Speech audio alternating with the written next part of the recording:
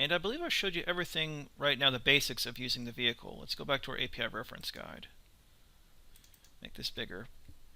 So we know how to work with acceleration and deceleration. Decision time, this can give you the time it takes when the vehicle knows that it has to stop somewhere or start decelerating.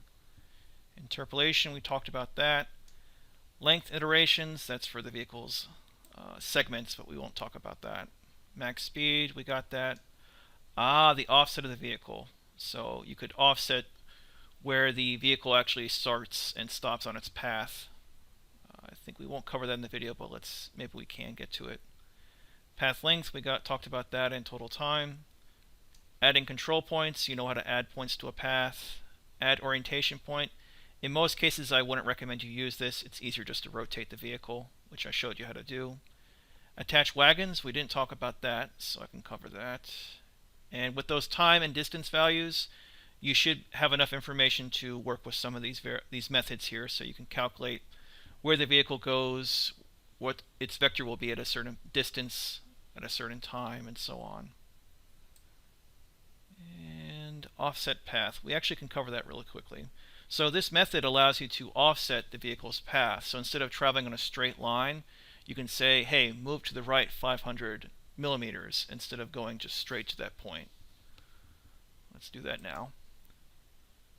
So if we run the simulation, we can see the vehicle is going this path, point 1 to point 2. But now let's offset the path. So let's uncomment our for loop. And we don't have to worry about these lines of code anymore.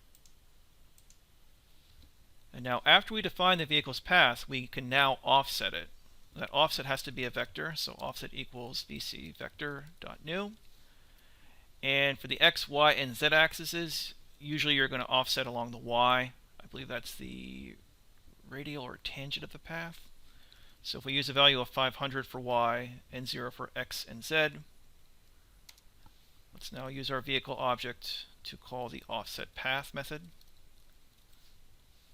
and pass our offset vector. Compile your code, and instead of following this line to point 1, the straight line, the vehicle should turn out and go along an offset of those 2 points. Compile the code, and yep, that's what happens. So instead of traveling straight to point 1 here, the vehicle offset 500, went to point 1, which was somewhere over here, and then to point 2. But it's still offset from them. It's not passing through the exact locations. So we offset the path of the vehicle that was defined by these 2 vectors.